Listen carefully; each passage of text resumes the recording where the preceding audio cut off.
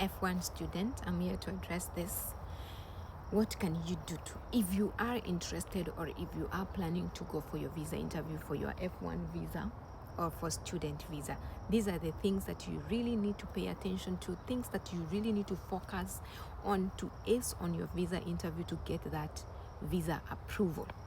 Number one, make sure you have all the documents together from your I-20 confirmation page of your DS-160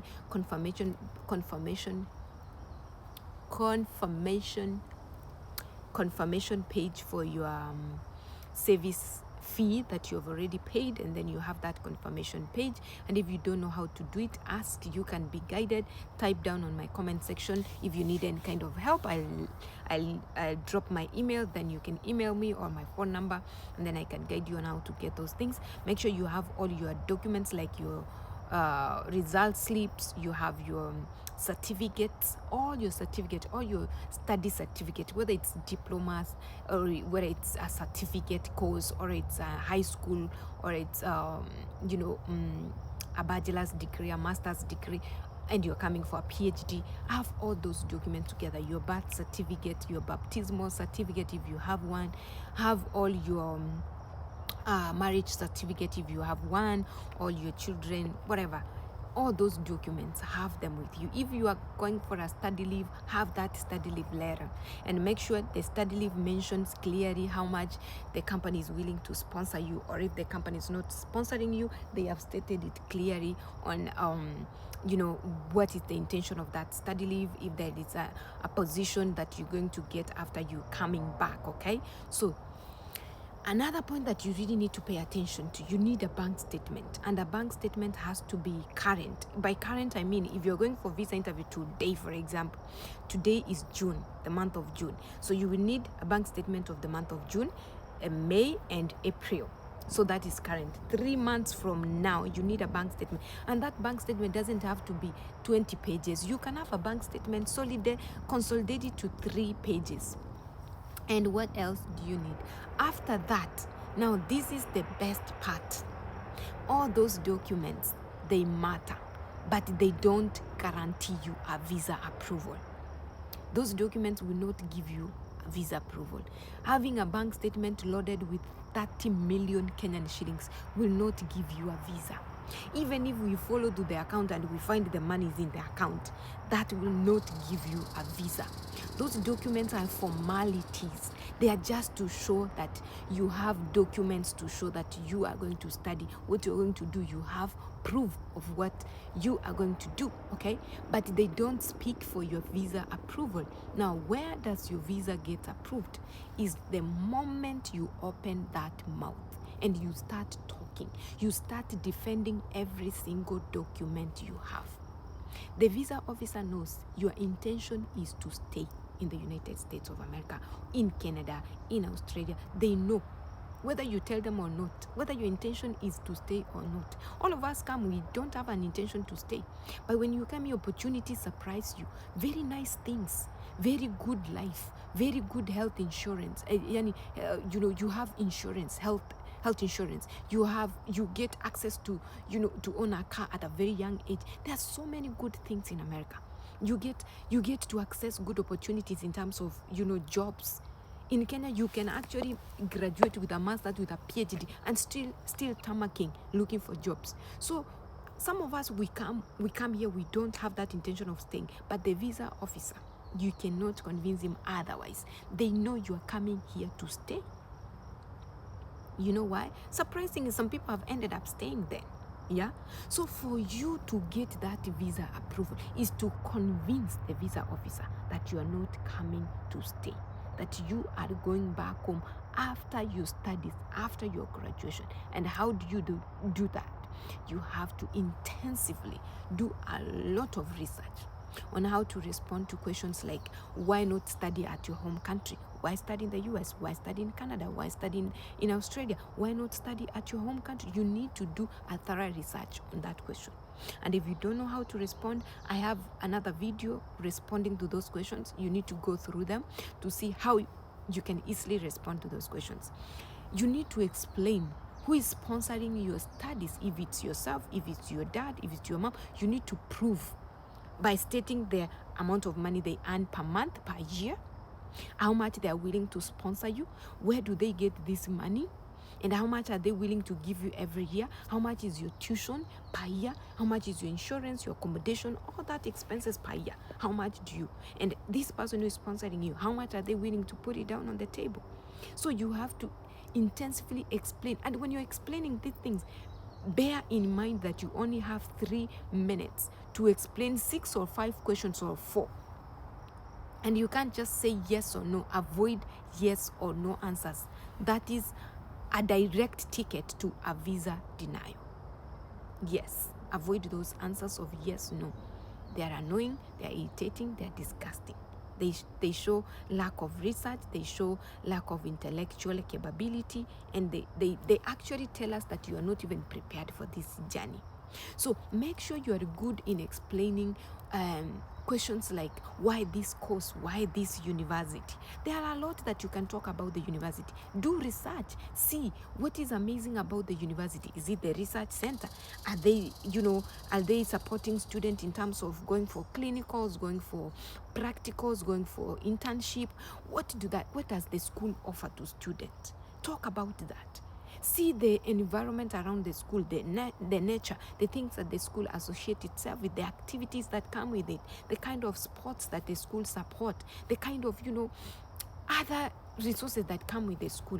You can't miss something to talk about that school. Tell us why this course. Why do you want to study nursing? Is it passion? Yes, you can't just tell us it's passion. You have to tell us more. What is lacking in your country that you really want to change about the nursing course, or engineering, or computer science? What is it that you want to change back at home? Every point that you're saying, relate it to back at home. Relate it to, this is what I want to change in my home country or in my village. Give us some inspirational stories from your upbringing. Tell us the person who is sponsoring you. Why are they sponsoring you? Why you? Why not somebody else in the family? Why is your dad sponsoring you? Why can't you sponsor yourself? Give us some amazing stories of your excellent performance, your outstanding, discipline, your things that can really motivate us to want to know you. The visa officer can be interested to want to learn and feel like, yeah, hizi vitu umeniambia hata mimi ningekuwa babako ningekusponsor. Those are the things they are looking to hear. Tell them stories about this particular journey that you are about to take. How long is it gonna take? Be aware of what you've been doing since graduation. Some of you are asked, when did you graduate? They say 2019, and you stop there. No, honey, that is showing lack of intellectual capability and lack of research. Tell us you graduated 2019, with which course, what did you score, what have you been doing since graduation, have you secured a job, did you pursue anything else after that? The visa officer wants to know a lot about you. Within 3 minutes, you have to speak fast. You don't have to be eloquent, but you have to be very articulative, short, brief, and very precise, straight to the answers. You speak like you facing the visa officer. Eye contact, maintain eye contact. You're just not going to be everywhere or above windows, rolling your eyes. That's not your boyfriend. That's not your husband. That's not your friend. That's a visa officer. They need an eye contact. Maintain an eye contact. Look straight into their eyes and say things so that you can avoid anxiety, being anxious, being, nervous, being fear, like you're so scared of. Be bold. These people, you're seeing them for that day and you'll never see them again after your visa is approved. That's it. So do your best. Go there looking, beautiful, looking amazing, looking casually. The way I'm looking, let me just show you. Everybody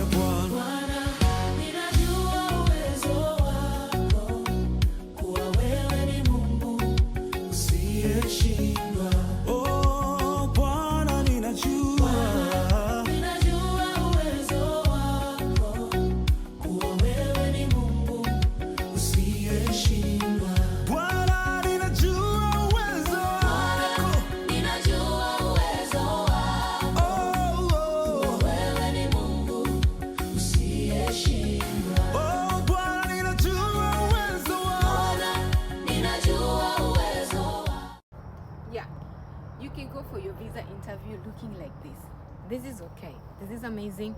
You just need to be casual. You just don't have to overdo. You just don't have to extremely overdress. You just want to go. I mean, you don't need this for your visa interview. You can have a watch, but you can have your hair tied up. You can have this down, or you can have them all up. So you can go to your visa interview looking like this. I love this hair. Oh my God. Looking amazing, right? Yeah, so basically you don't have to go to your visa interview with this kind of shoes, like this little bit of heel and stuff like that.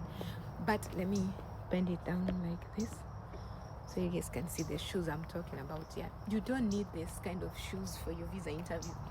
You literally don't need. You can dress with this outfit and do sneakers for your interview, because these kind of shoes, they are needed for church. You don't need them for your visa interview and stuff like that. Oh, turning a drop here, he basi ndio usiseme, oh, what happened, you stopped looking beautiful and all that. So what was I saying? You need to master your study. You need to master the things that you are coming to do in the US. You need to be very, I'm tempted to say eloquent, but you don't have to be really eloquent, like you have to speak good English. You don't have to. You don't need that. You can use your Marian, your Kisii, your Luo, your Luya. You can bring all those accents. All they are looking for is somebody who can communicate, somebody who can tell us, given a situation, a very difficult situation, how you're gonna come out of it, how you're gonna solve that situation, how do you solve things that happen when you are all by yourself. Because in America, you don't have your parents. You're gonna be by yourself. There is nobody who is gonna be here with you when you're facing situation. You face them by yourself. Yeah, even your classmates, even the people you came from Kenya with, other students, they're not gonna help you, because they don't even know, or even if they know, they are not there that time when you're facing situation. So when you're going for that visa interview, I want you to do a lot of research. Don't just book for a visa interview and show up at the embassy with no preparation. You need to prepare. You need to think. You need to figure things out really fast. And then when you're going for that visa interview, we want you to walk in majestically, courageously. Work on your breathing in and out. And even if when you're talking and you feel like you're starting getting anxious, you're starting getting nervous, you can pause and ask the visa officer, please give me a minute, and breathe in and out. Be like,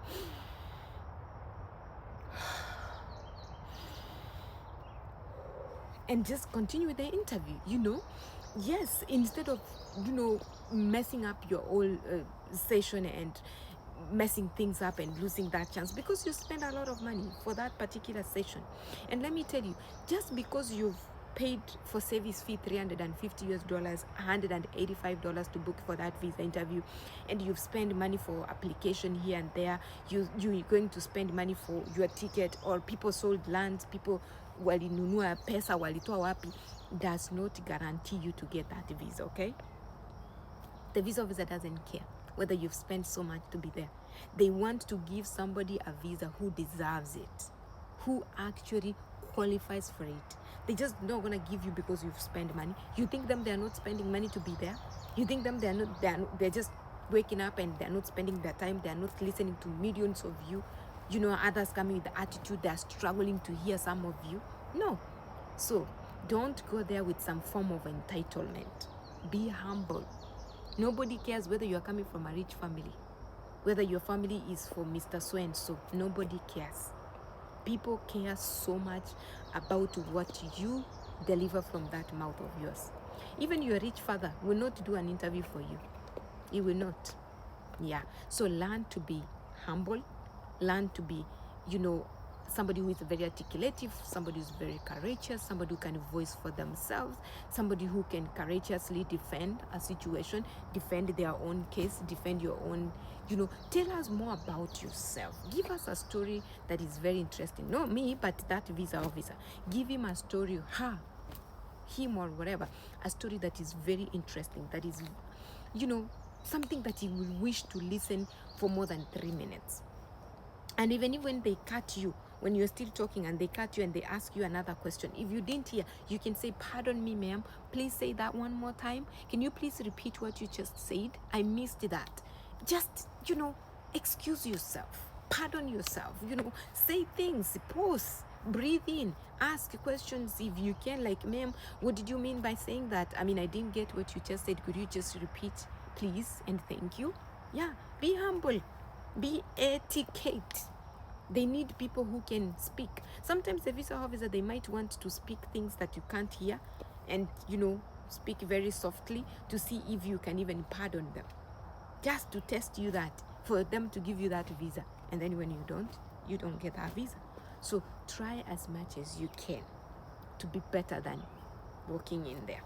Do more research, and the intensive research you do is what is going to prepare you, is what is going to make you ace that visa, is what is going to give you the courage and give you the boldness, even maintain that eye contact. But if you just walk into a visa interview just after you got an admission to a school, you got an I-20, you booked for visa interview, you were paid I-20, you didn't even do any research about the school, about the course that you are coming to study, you know nothing, you don't even know what is OPT, what is CPT, what is all these. Are you supposed to work as an international student? You have not done that research.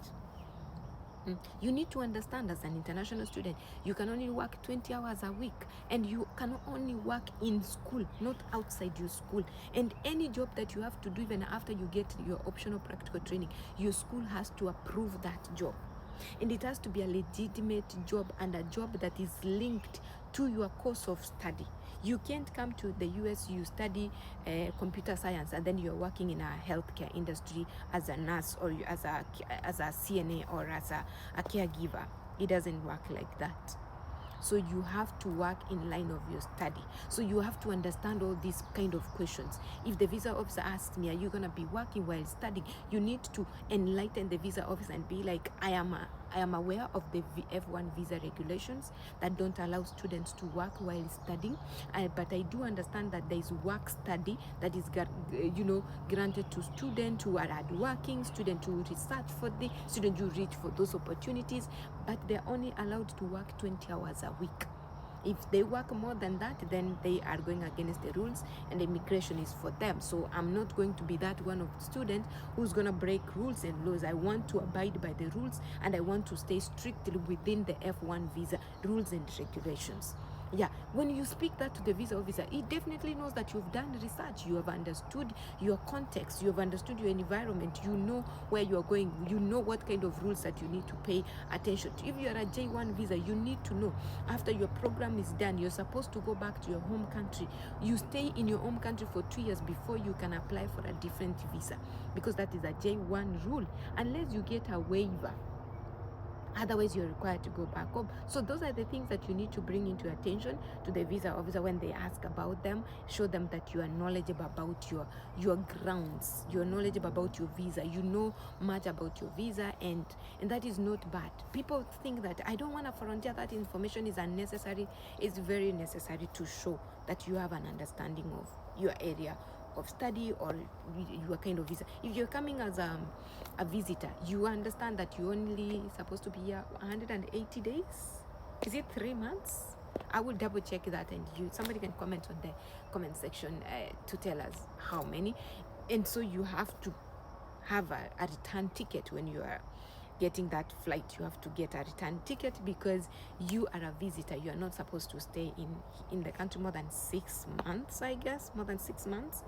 Yeah, so check on your visa restrictions, know them, understand what you're not supposed to do, understand how long you're supposed to be in the country, and answer those questions really right. If there's any question that is really giving you a hard time, that you don't know how to answer, you can type it down here on the comment section as an F1, as a J1, as a visitor, and I can do a video about it, or I can respond, or I can give you my email, and then we can talk more about it.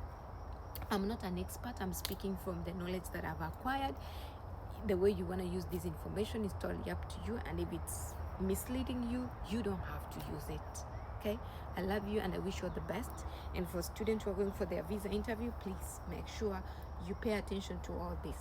Okay, yeah, and avoid posting things on social media that are actually instigating that you are a criminal or you're committing crimes. Okay, yeah, be clean, be a nice girl, be a nice boy, be a good person generally. What's wrong? Is it too hard to be nice? Bye.